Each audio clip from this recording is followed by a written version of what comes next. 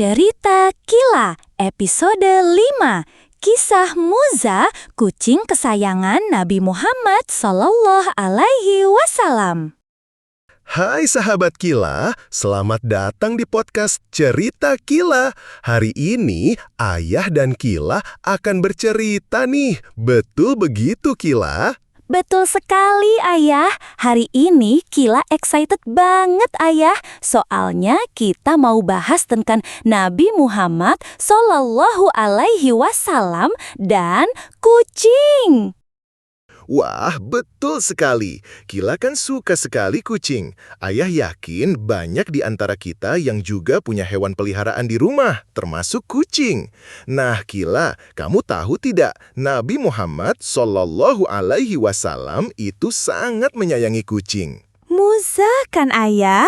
Kucing kesayangan Nabi. Nah, itu dia. Betul sekali, Kila. Nama kucing kesayangan beliau adalah Muza. Ada banyak kisah tentang betapa Nabi Muhammad SAW sangat memuliakan kucing.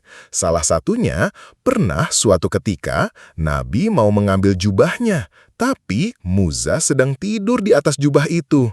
Apa yang dilakukan Nabi, Kila? Nabi nggak bangunin Muza, Ayah. Nabi malah memotong bagian jubah yang ditiduri Muza, biar Muza nggak terganggu tidurnya, ya kan? Masya Allah, pintar sekali anak ayah, betul sekali. Dari kisah ini saja, kita bisa lihat bagaimana akhlak Nabi Muhammad SAW.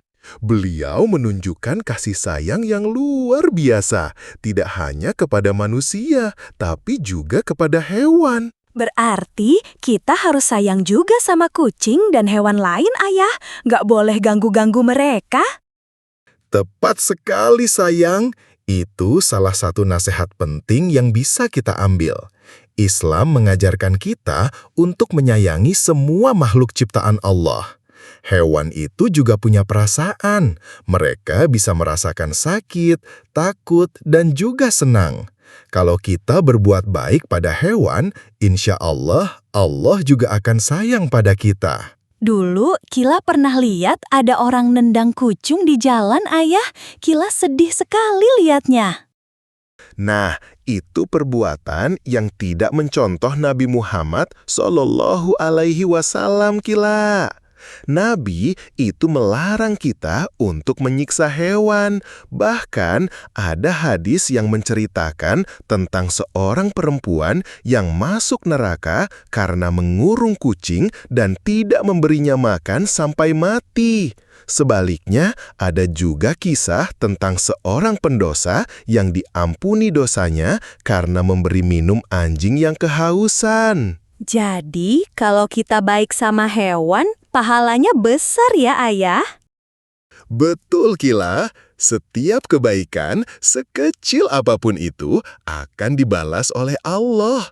Menyiram tanaman yang layu, memberi makan kucing yang kelaparan, atau bahkan sekadar tidak mengganggu semut yang sedang berjalan, itu semua adalah bentuk kebaikan.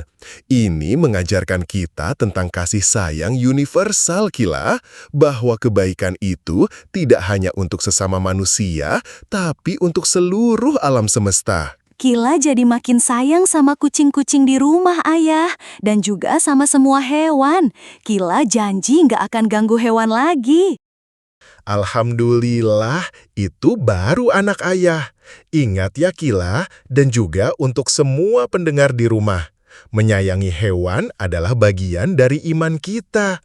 Mari kita teladani akhlak mulia Nabi Muhammad SAW dalam memperlakukan semua makhluk. Semoga kita semua bisa jadi penyayang hewan seperti Nabi Muhammad SAW ya, Ayah.